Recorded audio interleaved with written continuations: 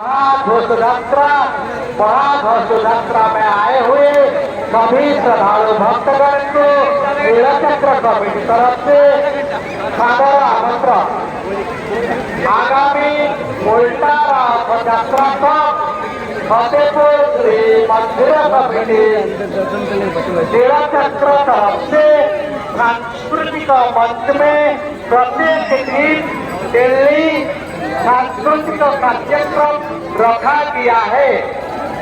सांस्कृतिक कार्यक्रम में किसी दिन क्लासिकल डांस होगा तो किसी दिन भजन संध्या, किसी दिन जगन्नाथ संस्कृति का विषय में बात होगा तो और कुछ दिन अन्य प्रोग्राम जारी रहेगा।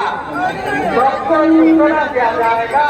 सूचना मंच आप लोग को स्वागत करेगा। संध्या में महाप्रभु का महाआरती समापन कार्यक्रम का बाद चतुर्थ महापुरुष का